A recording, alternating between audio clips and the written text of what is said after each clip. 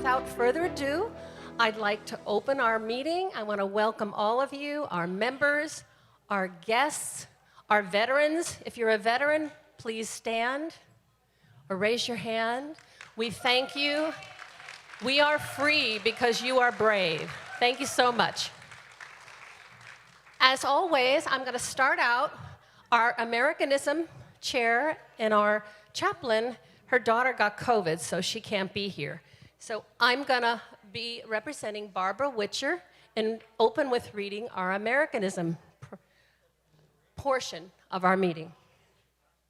Again, and hopefully it prepares our hearts and minds. Today, I want to tell you how to kill a country. History tells us that all these ways have been used to destroy many a great country in the past, so here we go. First, you must tear down their history and write a new one based on your ideology. That includes destroying their statutes and any other documents that explain the people's rights, such as the Constitution and the Bill of Rights. Secondly, ruin their economy. Make food and fuel so expensive that the middle class can no longer afford even the necessities of life. Then when they complain, throw them some money, just a little bit to take the pain away to them. Don't worry about how you're going to pay for this free money, because as you give it to them, in your right hand, you can take it from them in your left through added taxes. And speaking of grumbling people, remove their freedom of speech. If they have a strong patriot who wants to save the country you want to kill, do everything you can. Lie, do anything illegal to ruin his reputation and his very life. And if he has followers, tell the people they are fascists and terrorists and destroy them too. You absolutely also must defund the police so that there will be no law and order for the people. Allow robbers, rapists, and murderers to run rampant. And along those lines, take away the people's right to own guns and people to right to defend themselves, That's right, get rid of those guns. Then the people will cower in fear in their homes. By all means, take over the education of their children. From the time they go to preschool, teach them that the color of their skin is all that matters. And they are doomed to failure if they are dark-skinned, because their lighter-skinned classmates have all the breaks. Then you will get the racists to fight among themselves, and they won't pay attention to you. Also, allow those kids to get abortions and change their genders without telling their parents. And if the parents try to tell them what you can do regarding their children, call them terrorists, and persecute them too. And most of all, get God out of the country. You want to kill. Whether the people call him God, Jesus, Allah, Buddha, Jehovah, or Supreme Being, do not allow them to practice freedom of religion, never. Because if they worship a deity, they won't worship your new government, which means they won't obey you. And you cannot have that if you want to hang onto your power. But we today can do something about that one right now. Let's go to our God. So now I'm going to read our prayer. Dear God, we come to know you now, as we so often do, to humbly ask that you save our country and enable us to be strong patriots to do your will. Because we know that if the United States dies, there is no other country in the world where people can go to for democracy and for freedom. So we ask you this, not only for ourselves, but for all your people. Thank you, dear Father God. Amen. And I want to have Carol come up, and we're going to do the Pledge of Allegiance. Please stand.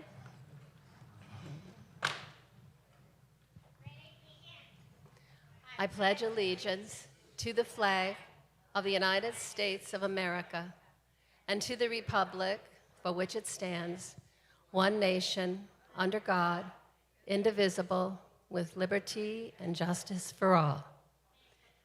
Thank you.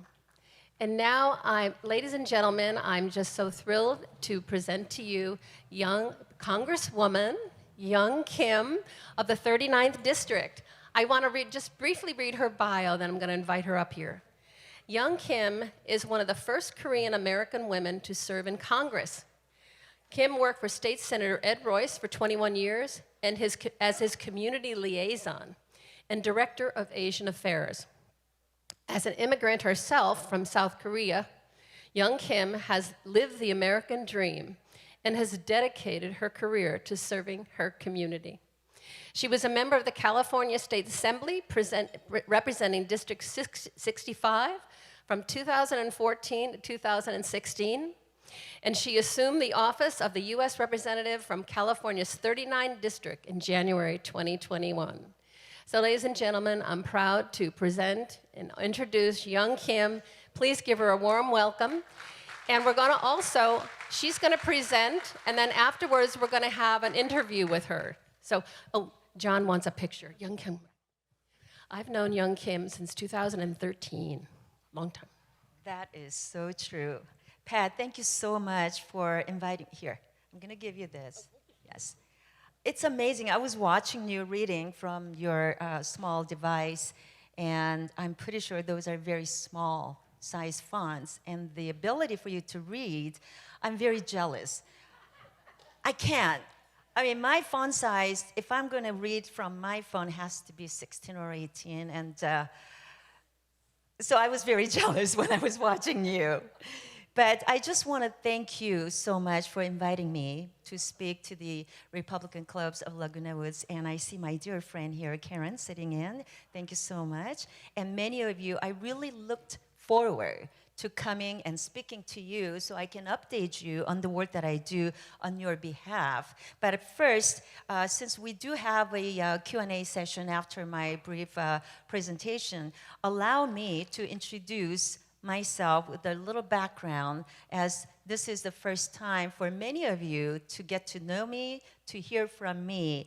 And as you know, the new district includes South Orange County cities, including Laguna Woods, where we are, but I currently represent you in the 39th Congressional District that represents North Orange County, San Bernardino County, that includes all of Chino Hills, and then LA County. That goes way up for Walnut, Diamond Bar, Roland Heights, Hacienda Heights, La Habra Heights. So you can see this is a real big change for me to represent the new 40th Congressional District. I only maintain the northern part of Yorba Linda, Anaheim Hills, and eastern part of Brea. Everything else is new. And the new district includes Villa Park, North Tustin, Orange, Laguna Hills, Laguna Woods, Lake Forest, Rancho Santa Margarita, Coto de Casa, and then some unincorporated areas, including Silverado, you know, Trabuco Canyon, and so forth. So I am really looking forward to being your new representative, and I want you to know how excited I am for me and my team to get to know all of you as we campaign to tell you the work that I've been doing, as this is not new to me, even though it may be the first time you are seeing my name on the ballot for this election cycle. So with that, I will answer any questions that you bring up, but first, let me tell you what a privilege it is, an honor for me to be one of the few Asian American Republican women to serve, and I'm only the two Asian American Republican women is two Korean American women. So we're it. Your dear friend, Michelle Park Steele, and I were elected in 2020. We went to Washington, D.C. You sent us to Lion's Den to work with our friends on the left, and every single day we're fighting against the socialism. Those who wants to take away our freedom and liberty, the pursuit of happiness, the freedom to express ourselves, the American dream that I'm living.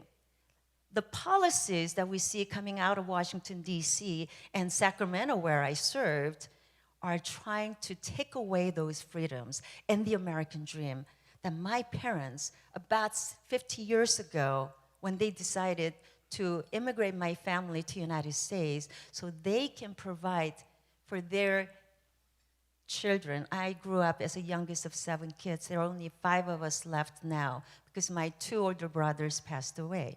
So I was a really young girl when I came here. My family first went to Guam. I grew up on that island until I finished my junior high school. And I remember regularly going down to the beach with my parents, who told me, you need to pick up cans and bottles, and gave me the trash bag every time. And I thought I was just helping to clean up the beach. But you know what I found was my mom would go and recycle the cans and bottles that we collected and then bring that money to church. Long time ago, about 5 decades ago, when we first came to Guam, there was no church or place of worship for us in our growing, very small but growing community. So our dream and the small congregation was to have our own church. That little act went into helping to put down the down payment. Today, about 50 years later, it still stands, and that's how I started my American dream on that small island of Guam. And then, thank you. So I'm seeing different perspectives as an immigrant. But when I finished junior high in Guam, I saw an opportunity to go even beyond that when my second oldest sister, who is 16 years older than me, she was serving in the United States Army, and she was stationed in Hawaii. Who doesn't want to go to Hawaii? But it was a time for me to transition to high school, so I convinced my parents, and they let me go because they had faith in me and wanted me to stay with my sister, who was serving in the United States Army very proudly, and I stayed with her to finish my high school there. When I finished my high school, I still felt this is not enough. I need to go out into the bigger world. So I convinced my parents then to also have faith in me. So I crossed the Pacific Ocean and came to California to go to USC. I was only one of 2 children to graduate with a college degree in my family. This is not my own unique story, but it's the story of many immigrants who come to America because of the opportunities it provides for people like me to have the quality education, to have the economic opportunity, to have a stability so that we can live that American dream that my parents envisioned. So I graduated from college. I went to the private sector, started working as a financial analyst at a First Interstate holding company, which no longer is the bank because it is now Wells Fargo. Many of you may know. I started doing merger and acquisitions. And then from there, as the banks were transitioning, I was recruited to serve as a controller for a manufacturing firm. So I had plenty of experience in the private sector, where I also learned from the same company I was working as a controller the secret of the trade, and I started my own business. And then, of course, I started having family. My husband that I met while attending USC, we got married a year after I graduated, and today we're still happily married, where we have 4 kids, and 3 of them are married. The youngest one is in a relationship. The youngest one is 27. And then I have 30-year-old, 32-year-old, 35-year-old, believe it or not. So I'm old enough to have 2 grandkids. So I'm a very proud mother of 4, grandma of 2. When I talk about American dream and the work that I do, it's not for me anymore. And it's not just for my children's generation anymore. I look at my grandchildren who just celebrated the 1-year birthday not too long ago, about 2 weeks ago, and then second one, 4 months old. I look at them, I see what's going on in our country, skyrocketing inflation, the border that is not under control. We have an open border system that undermines legal immigration for someone like me who came here legally. It drains the resources from the Border Patrol agents who should be doing their job apprehending those migrants who are crossing the border illegally. That's what I'm seeing right now.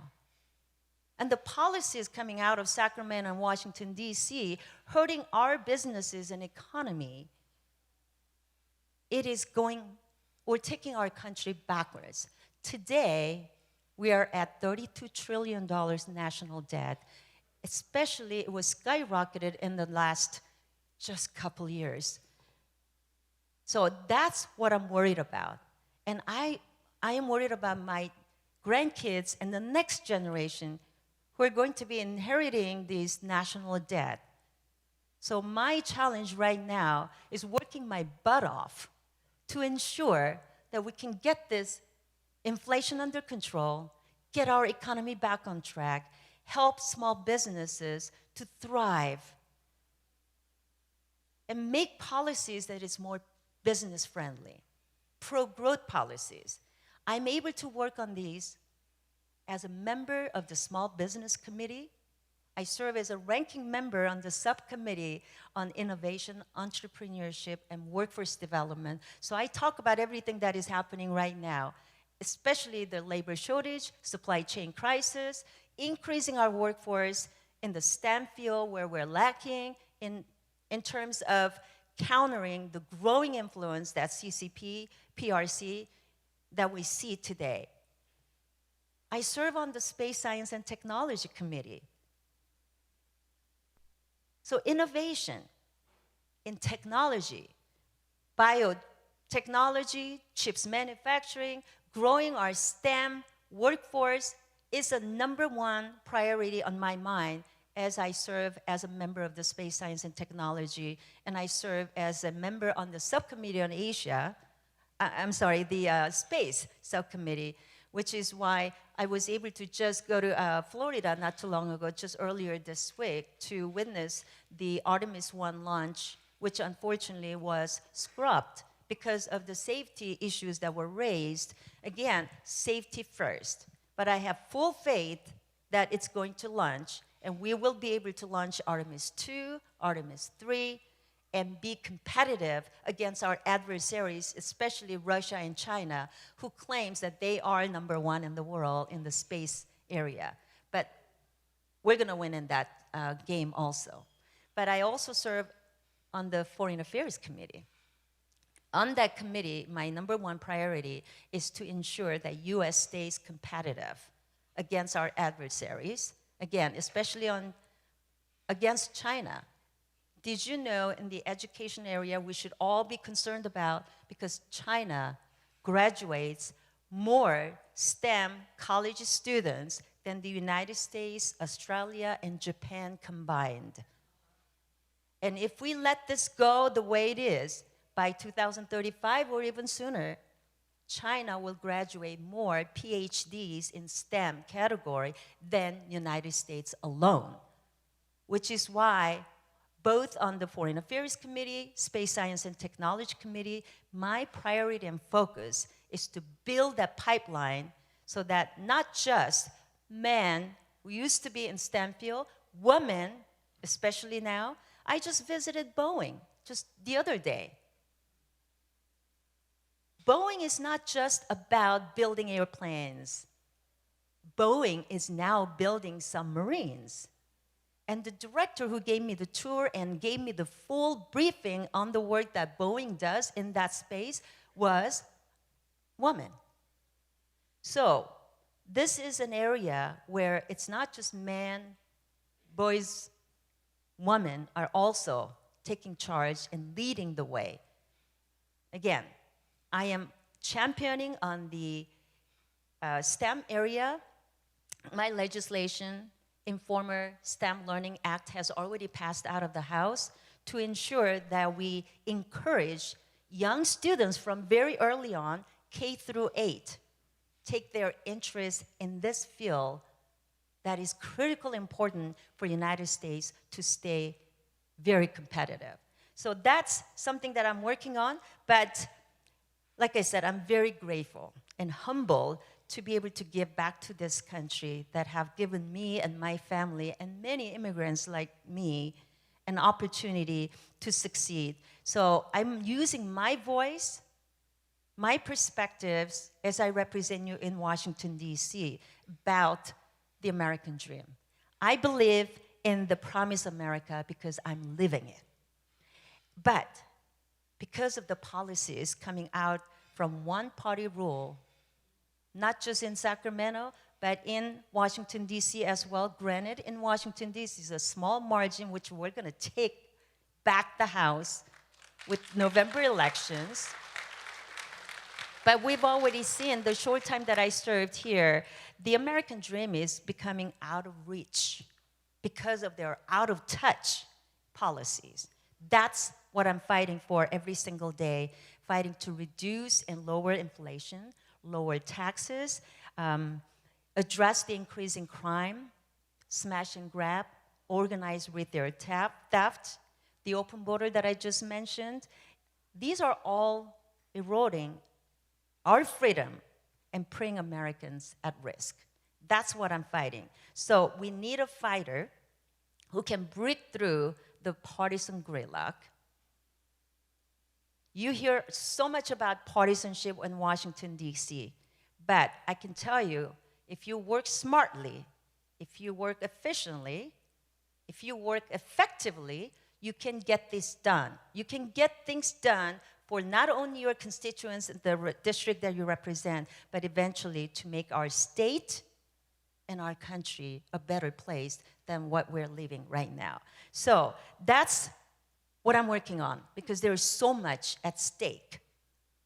Freedom, personal liberty, opportunities for all Americans, a strong economy, energy independence, securing our supply chains, save communities, bringing common sense leadership, and lead to bring peace through strength.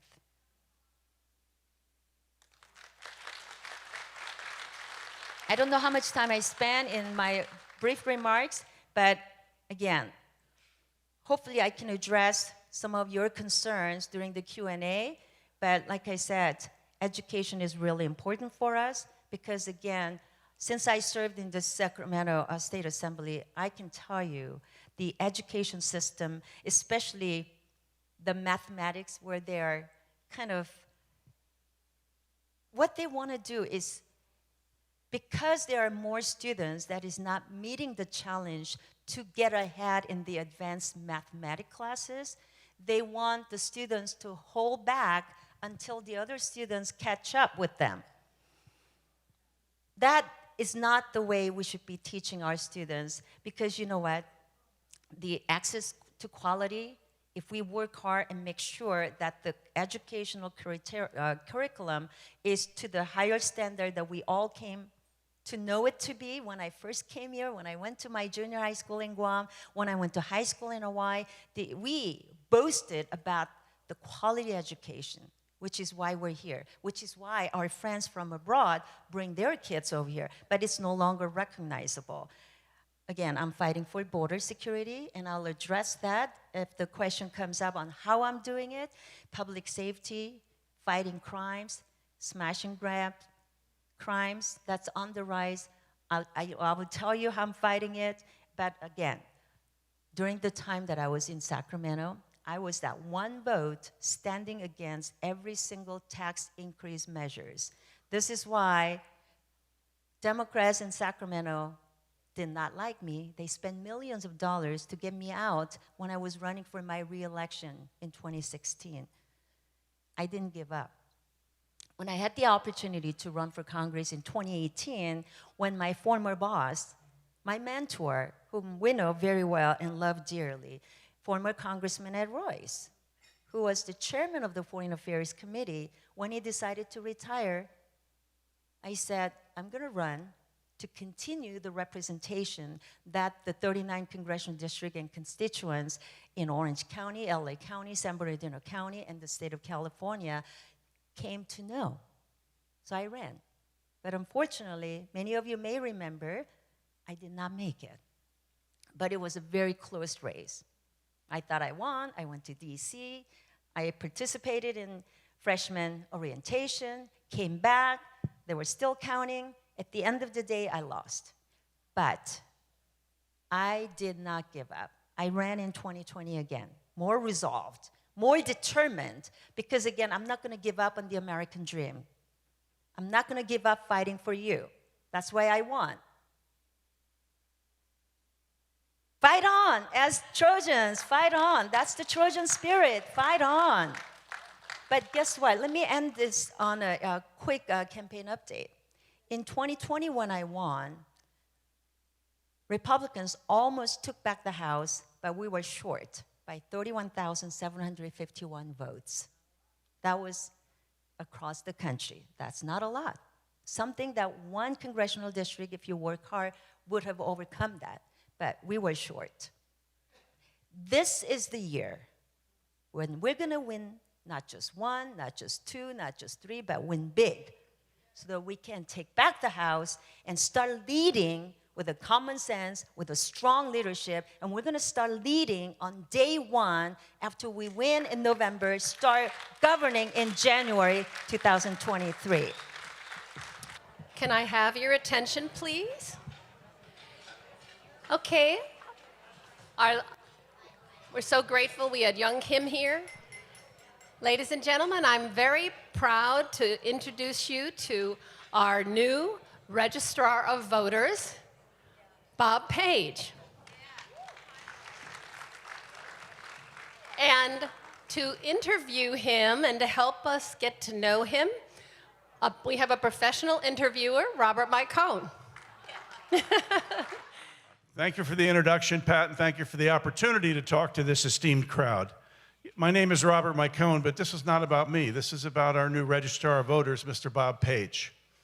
I'm going to let him tell you about his resume and his qualifications. So if it's okay, the interview should last about 30 minutes. So if you could not clink too many glasses to it, I think you'll find it very interesting, because you're going to find out, we tried to imbue some thoroughness in there so people could walk out of this room and understand how the whole voting process works. So listen up as carefully as you can and absorb as much as you can, and we'll all learn from Mr. Bob Page, okay? Thank you. Thank you, Robert.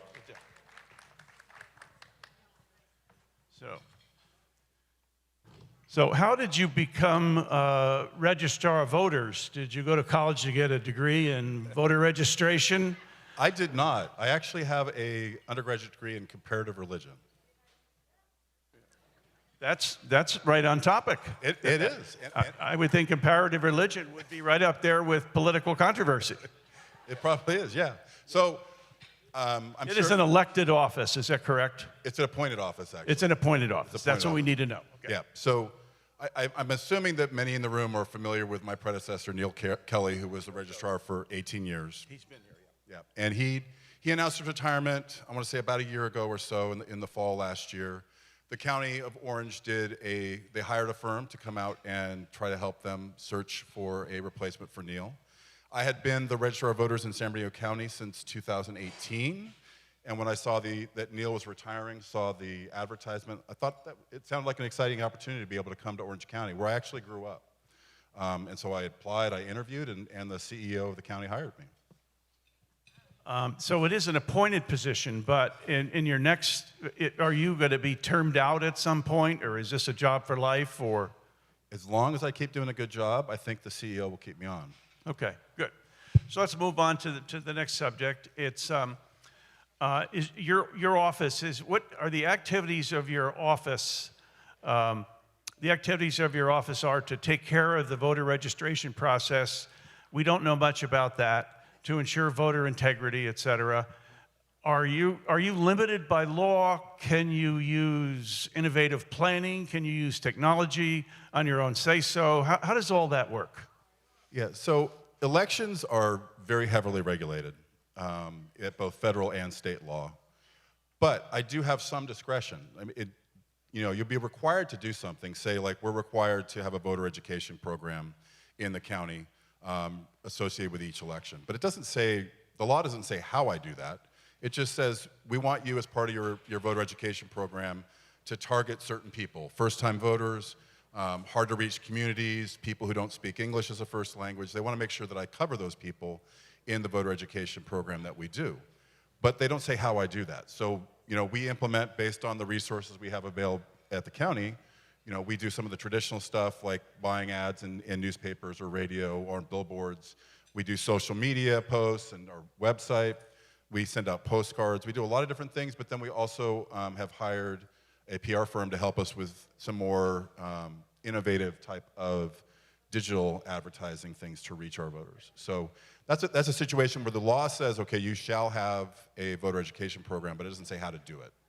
But there are certain things where it says you shall have, say, mail ballot drop boxes. I have to have mail ballot drop boxes. I can decide where they go and how frequently we retrieve ballots from them, but I can't not have them. So a major goal, and I assume you have budget behind this because you're doing advertising, a major goal then is to increase the voter rolls with one man, one vote, one citizen, all that sort of stuff. Is that correct? Well, in essence, yes. I think essentially the importance about voter education programs are making sure that all eligible citizens in the county know how to access the system, that they know how to vote and exercise that right. Not necessarily my responsibility to achieve a certain level of voter turnout, but it's to make sure that that access is available to everybody that's entitled to it. Access, not turnout. Yeah, Correct. that's the party's jobs, Correct. if you will. Right, okay. So on your resume, we joked about you getting a degree in voter registration, Yeah. but you have an extensive resume. You're from Orange County originally. Tell us about your background and where you acquired the skills for this very difficult, actually highly technical position. Thank you for this opportunity. So in my career, I'm 56 now, so I've had actually three careers since I graduated from Dartmouth College in New Hampshire. And all of them have been in community service in one way or another. When I first got out of college, I worked for United Way of Orange County doing fundraising. I also worked then for USC doing fundraising for the School of Business and the School of Accounting. USC, Carol? Yep. My dad went to SC. My grandfather played football for SC and UCLA.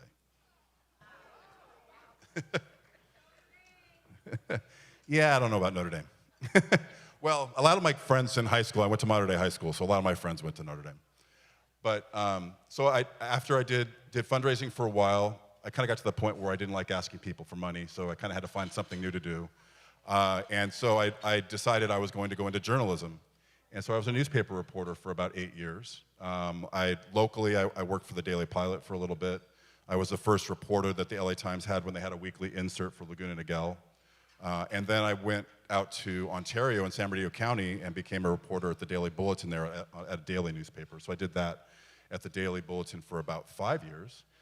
And then in 2001, I got a call from a San Bernardino County supervisor who started telling me about how his chief of staff was retiring.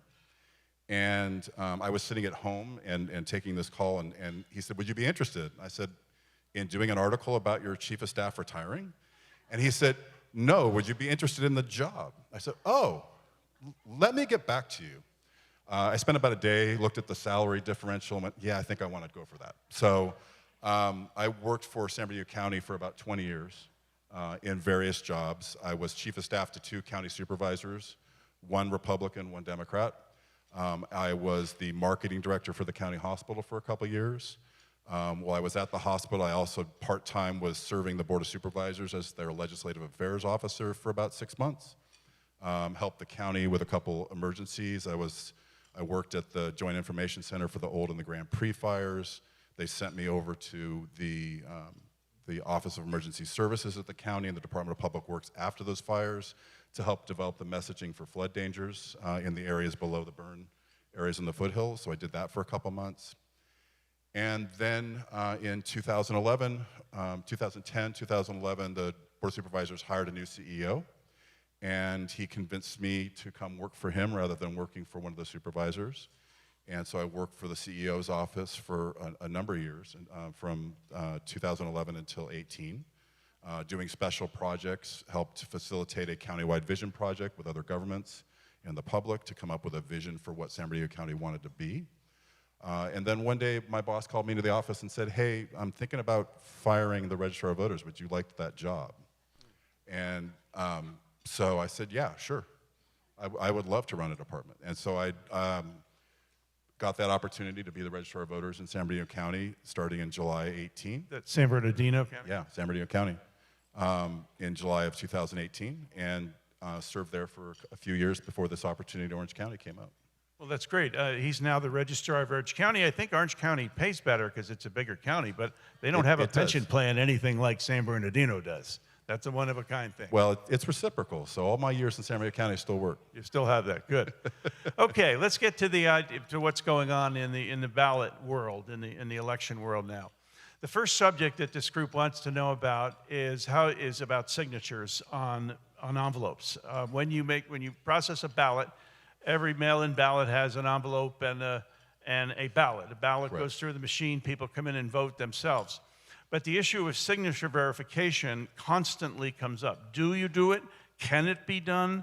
Is the technology available to do it? Or do you have thousands of people sitting in a back room comparing signatures? How is that accomplished at the Orange County level? We do it. It's not hidden in a back room, but we do use people to do it. So every mail ballot that comes back to us, every envelope has a unique ID on it for that voter. And before we actually open it, we do have to verify the signatures on them. So every mail ballot envelope will go through a mail ballot sorter, which takes a scanned photo of the outside of the envelope and the signature. Those images are then sent within the office to workstations where we have teams of people, and we'll do 3 tiers at least of review, where they will pull up the signatures from the mail ballot envelope and compare it to all the signatures we have on file for that voter. So if you've registered and re-registered, say, 10 times over your lifetime, we'll have access to all 10 of those signatures that we can compare to the signature that's on the envelope. So as long as you have people who are diligent, you might say, in their process, you're not worried about signature verification. I'm not going to say I'm not worried. It's something we have to be diligent about, as you say. And you know, their processes, we do know, it's not, what I will share is that when we do signature verification, we are not doing an exact match. We understand that a voter's signature changes over time. And so what we're looking for is similarities. And the other provision that's in place actually to protect the voter is that if the first person doesn't believe the signature matches, we need a total of 3 people to agree that the signature doesn't match before we say that that's not a good signature. And then state law provides that if we have 3 people who say the signature does not match, we must send a written notification to the voter and give them a certain amount of time to verify that they voted, sending back a new affidavit with a new signature on it, saying that they did in fact vote, and then we compare the signature on that affidavit against the registration. If it matches, we'll open the ballot. If the affidavit signature doesn't match, then we're still not going to open the envelope. But we've got a number of different processes. Similarly, if somebody does not sign their envelope, that happens from time to time. People return their ballot without a signature on it. We are required then to send them a written notification and give them an opportunity to provide a signature on an affidavit. Okay. Now, a group called the Election Integrity Project California has spoken here a couple times. I think some of us have contributed to that organization. Yeah. In 2018, they won a lawsuit against LA County because LA County had refused to update, correct, or purge their voter rolls for decades. They won the lawsuit. LA scurried into action and cleaned up their voter rolls to, they say, the best of their ability. Seemed like a big problem in LA. Does Orange County have the problem? Is there something we need to do about it? Have you been contacted by EIPC? Are they on our side? I think you know who they are, EIPC, yeah. Is that correct? Yeah, okay. Election Integrity Project is in constant contact with us. We understand what their concerns are and what their position is regarding voter maintenance. I will say that, yes, we do comply with the state and the federal law, and the changes to that law that came out of that settlement of the lawsuit between EIPC and LA and the Secretary of State. So, but what I'll tell you about Orange County is that we actually go above and beyond the law. So the law requires that if we receive any notification from the voter or an official source of information like the Postal Service, death records, incarceration records, regarding a voter's information changing, we then have 5 business days to update that record. So we are doing voter registration updates every day because we've got to get those changes done within 5 days. And I'll say this year, when I've looked at the stats, we're averaging about 49,000, 50,000 changes a month. We're doing a lot of work. It's not like one thing that happens before a major election. We're all of a sudden paying attention and purging. This is an ongoing process, something that we pay attention to. So when I say we go above and beyond, we're using those main methods, but we also contract with third-party vendors who provide us information about if somebody is moved. I can't change a registration address on somebody's registration based on, say, Experian saying that they've seen this person's moved in the last year. But what I can do is, based on Experian telling me that somebody's moved, is send a postcard to that voter and say, hey, I've received some information that you've moved. Is this your current address, or are you still at this other address? Please make sure I've got your correct address. So this is an ongoing process, Yeah. not something to stack up in an election year and get extra funding. Okay. No. And the issue with LA, and this relates to you mentioned purge. So what the practice in the state had been prior to this litigation was that if somebody didn't vote or change their address or provide any information over a 4-year period, counties were required to send them a postcard notification saying, hey, we noticed you haven't done anything, get back to us if you're still living at this address, or it was a forwardable postcard, so if it got forwarded someplace new, then you were asking the voter to provide that new information. If the voter didn't respond to that postcard, then what counties were doing is they were inactivating the voter, meaning that they were not sending them any mail, they were not communicating with them in any way, but the voter was still technically registered, and if they showed up at a polling place or a vote center, they could reactivate their registration based on confirming their current information. And so, as my understanding of that litigation is that Election Integrity Project believed that the state counties should be going to the point of actually canceling people and not just leaving them inactive. And so the state law after that litigation has changed effective January 1 of 2020, where now all of those voters that counties inactivated previously under the old law were required to send them a new postcard. And if they don't respond don't make any changes or vote over the period between the time the postcard was sent and the next 2 November even-year elections that have federal contests on it, after that second federal general election, then we actually are required to cancel those voters and they'll no longer be registered. So you're saying that EIPC's successful lawsuit against LA has actually materially changed the voter, actually cleaned up the voter rolls in both counties. It has set up a new permanent law. Right. It's set up new law. It's resulted in new law. Technically, the lawsuit, the settlement of the lawsuit, didn't require any other counties to do anything other than LA. But the Secretary of State promised, as part of that settlement, that they would update the law, which they did. And now there is this additional step to actually try to cancel. See, your contributions to EIPC at work. Think about that, Republican Club of Laguna Woods. So since that law went into effect January 1 of 2020, our first kind of group of voters that we could cancel under this new process would be after this coming election in November. So moving on to the next subject. California has what we call a supermajority government. Does everybody know what that is? You don't know what it is? That means there are so many Democrats in the state legislature that they don't need a single Republican vote Republicans to pass anything. can't pass anything. Exactly. Supermajority government has allowed California to actually embrace and perform widespread vote harvesting. Now, vote harvesting on the surface sounds fine. Your mom's in a nursing home, or you know some people at school that you work with say, I'll take your ballot in. But there's been a lot of problems in other states. You've heard about the Wisconsin example, I think, where they scoured the nursing homes for voter harvesting, and most of the people were not even residents of the nursing home, and a third of them had passed on. So it seems that voter harvesting has pluses and minuses. We have it. The question is it good? Is it bad? Is it something you can work with? Does it make your job harder? I will say that we comply with what the law allows with, and part of that process is that when those ballots come back, that if the voter brings it back or if they authorize somebody to bring back their ballot, we are still doing that signature verification process that I talked about. So in the instance, the example you provided regarding Wisconsin, that perhaps ballots were coming back from people that were no longer alive, the expectation is that we would then catch those kind of things when we're actually doing the signature verification process. So that's one part. When you ask me for whether it's making things harder or what my opinion is on it, I just want to clarify that I'm an election administrator. And so in Orange County, positions on legislation or opinions on legislation is the responsibility and the obligation of the Board of Supervisors.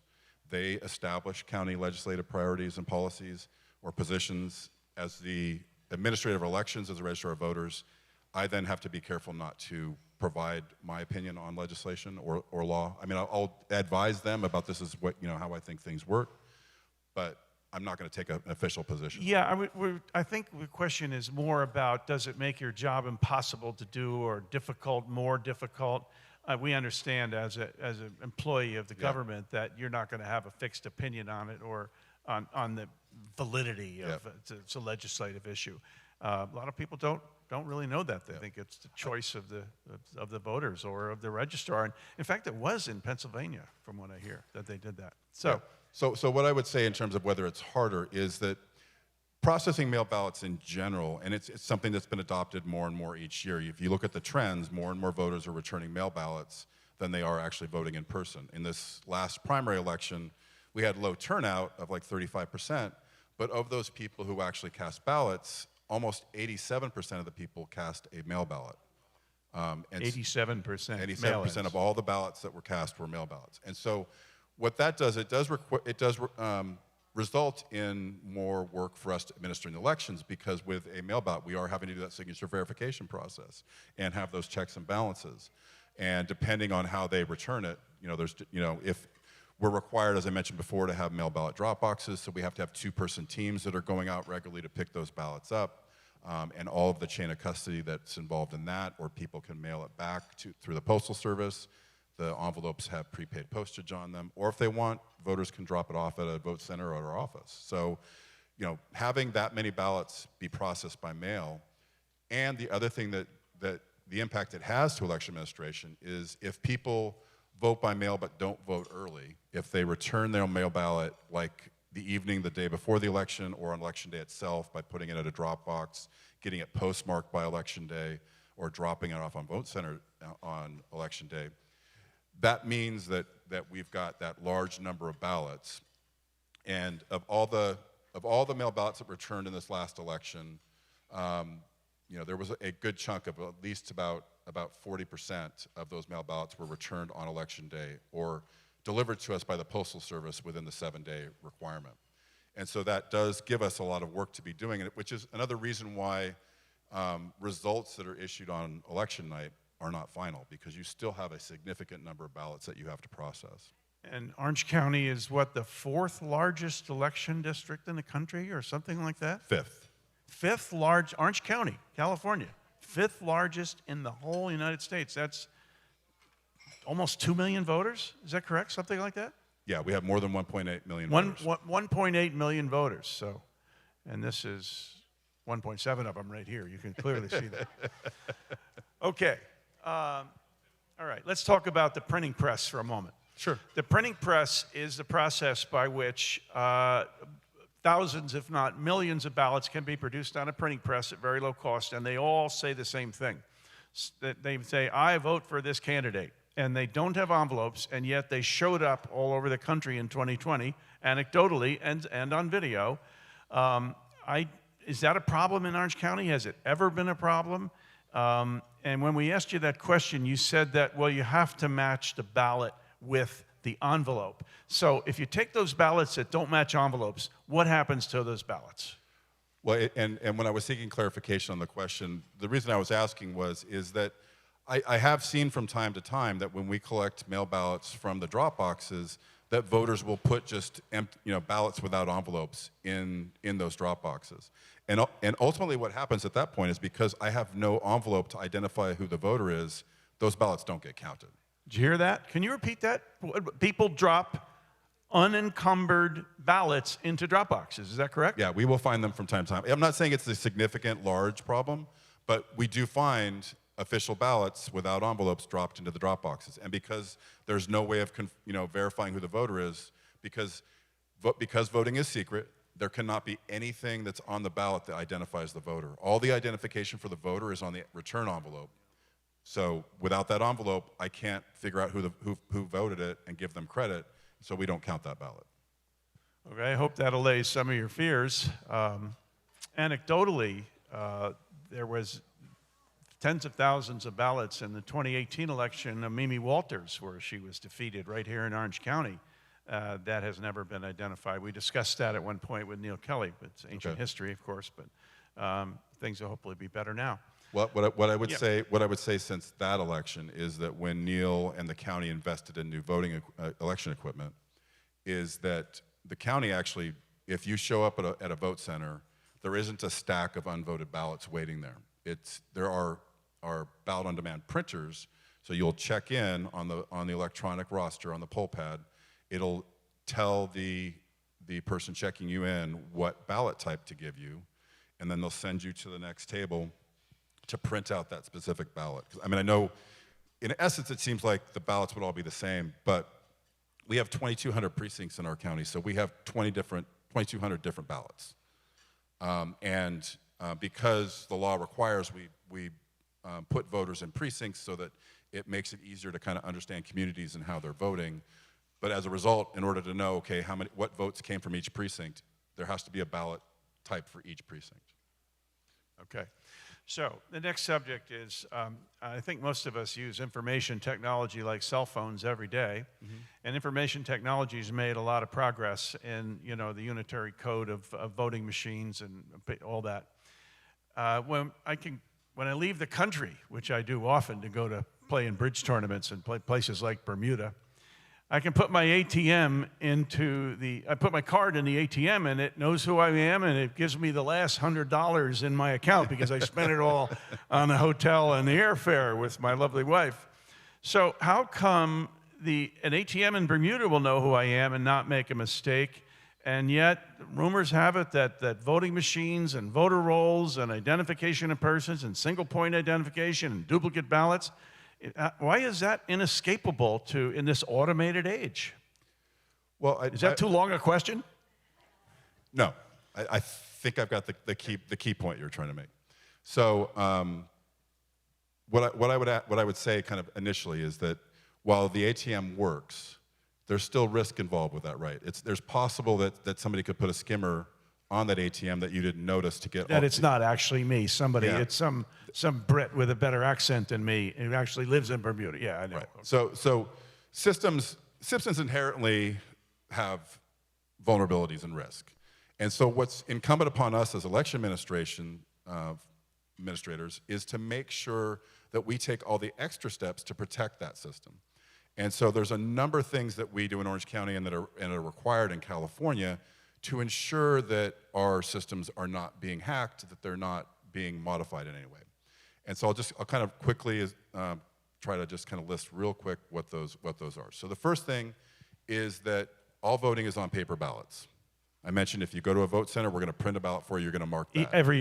If 1.8 million people voted, you end up with a stack of 1.8 million ballots. Correct. That's unitary, what's that called? There's a name for that in mathematics. Go ahead. Yeah, so all voting is on paper ballot. Whether you are handed a ballot at a vote center, whether you use the accessible ballot marking device because you need assistance marking the ballot, that marking device is not going to record your vote. It's going to record your marks and print out a ballot that then gets scanned based on the marks on the ballot. There is another service available in the state if you're homebound and can't get to a vote center or didn't get your mail ballot. There is a way called remote accessible vote by mail where you can actually sign up on the computer, mark the ballot at home, print it, and mail it to us. And so there's a number of different options but everything's on paper. The other thing is that, and I know you've heard this before, but all of the equipment that scans ballots, the ballot marking devices for accessible voters, the servers and software that we use to tally the votes, none of that equipment is connected to the internet. And so it's all air-gapped. Like our tally room where we actually count the votes, it's a locked, secure room. It's got both card key access and a key code on it. And I only give like 4 people in the whole office access to that room, the ones that need to run the equipment and run the totals. And And everything we do is observable. And so that room, it's not a back room where no one can see. It's got windows on two sides, and people can stand there and watch what they're doing. So there's no internet. The other thing that we do is that when we purchased our voting system that counts the votes, that software, that golden image, that trusted build, was hand-delivered to the county by the Secretary of State to maintain chain of custody. And every election, we re-image all the voting system equipment with that original golden image so that we know that there's been no modification to it. We're always using that original one. And then to be doubly sure that there's been no modification to that software, there's something called a hash code in software, and we could compare the hash code on the software that we just reloaded the equipment with what the Secretary of State says the hash code in the original build was, in the original golden image. And so we're confirming before the election that we have an unmodified software to use. The other thing that we do before the election, and then we check the hash code after the election too before I certify to make sure nothing happened during the election. Then the other thing we do is that we mark up about 400 test ballots on a pre-arranged pattern where we know what the results should be when they get scanned. And every ballot scanner that we use for that election, whether that's going to be used to scan mail ballots or it's going to be used in the vote centers to scan live vote center ballots, those test ballots are run through each and every piece of equipment that's going to be used. And if that equipment doesn't accurately count the test ballots, it's not going to be used. Only equipment that accurately counts those test ballots are used. And then after the election, we run those test ballots all through the same pieces of equipment again to make sure they're still counting accurately.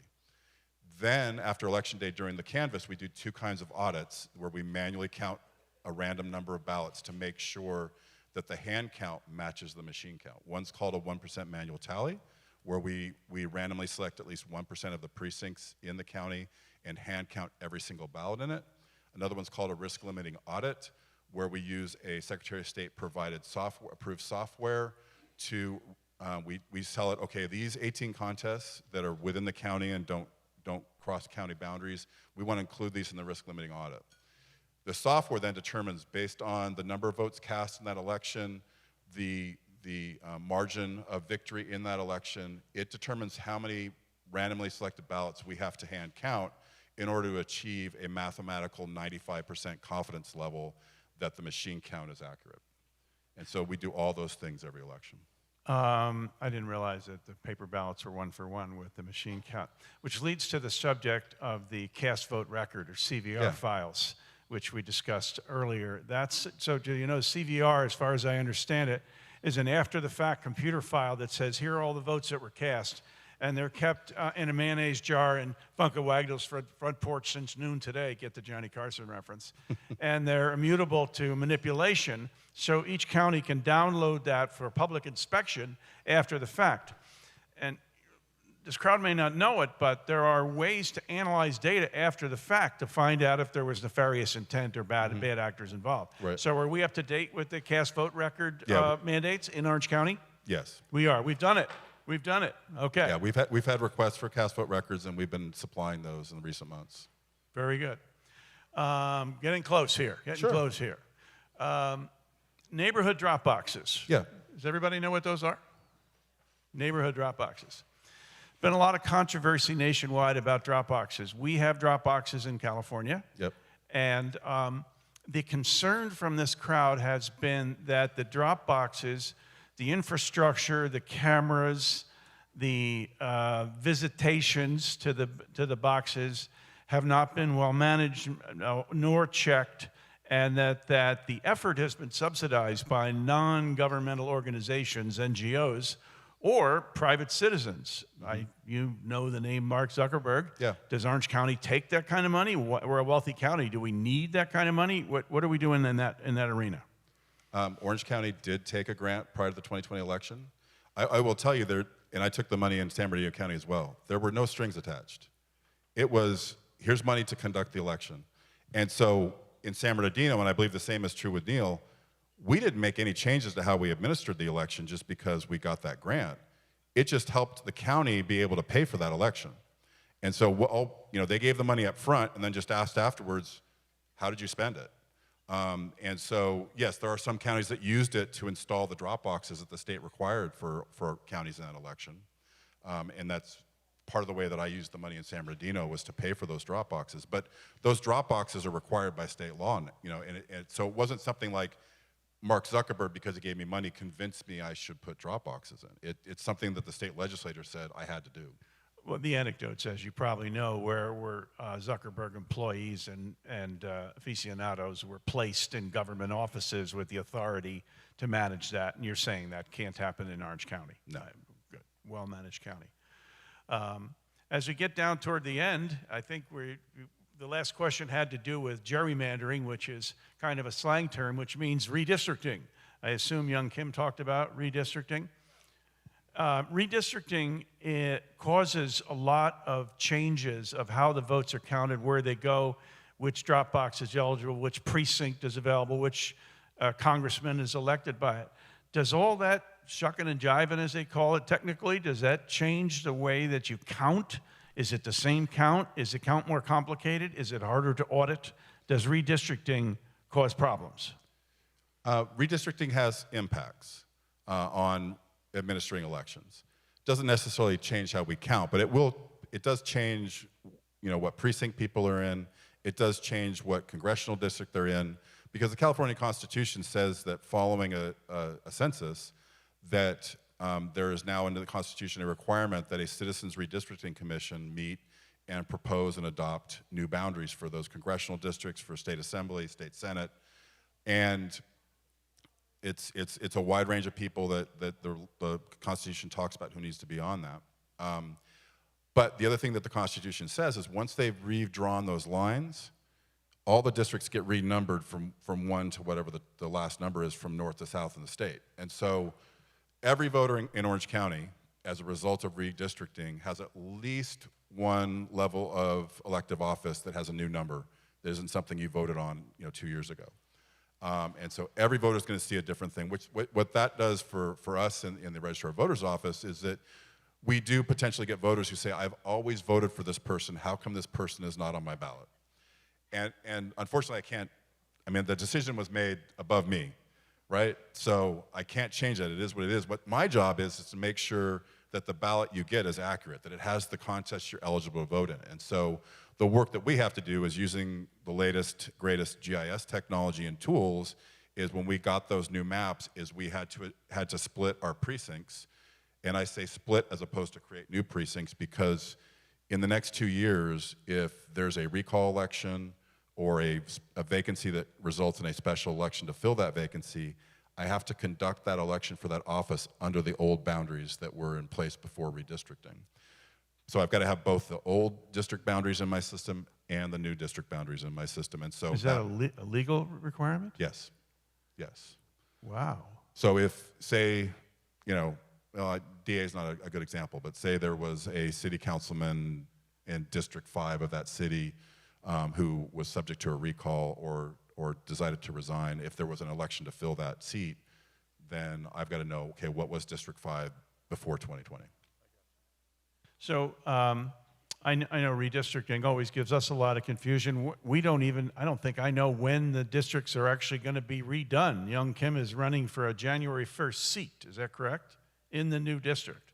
Yeah, so I'm glad you're keeping track of all that. So in terms of when they come up, for congressional districts, for House of Representatives, they're running every 2 years. So every new district in the state of California is up for election in November, and was on the ballot in June to figure out who the final 2 candidates were in the November election. Every single assembly seats was up, and half of the Senate seats were up. So there are certain half of the state Senate seats that won't be up until 2024. Right. And California is down 2 seats, is that correct, from the prior election? In terms of congressional, I think it's just 1. But is it just 1 seat? It may have been 2. Okay. I think it was just 1, though. Okay. And finally, the favorite question was actually submitted by 4 different people in this room.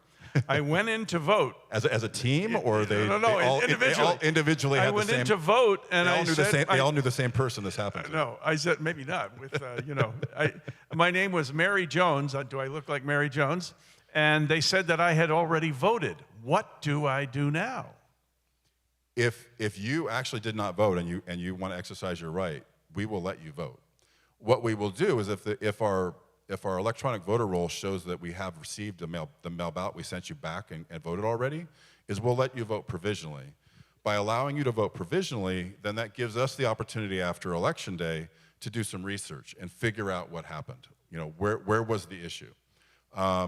And so what I will tell you is the most common issue that results in this happening at a vote center is that there are 2 or more people that live in the same house. And one of them grabs somebody else's envelope and signs it with their name, not paying attention. And so that ballot has come back. We've rejected because the signature didn't match what the voter ID was on the envelope. But it shows that person returned a ballot. And so when the other person whose envelope it was shows up at the vote center, they have to vote provisionally.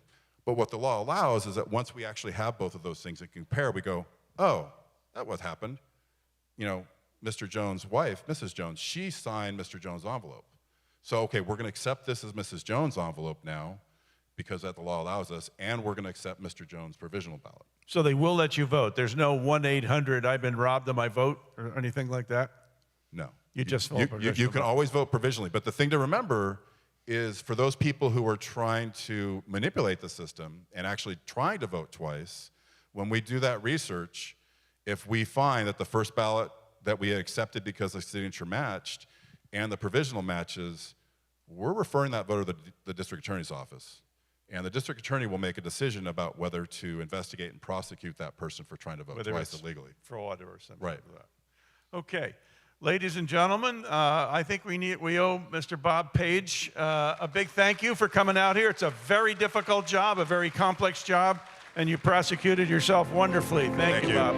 Thank you.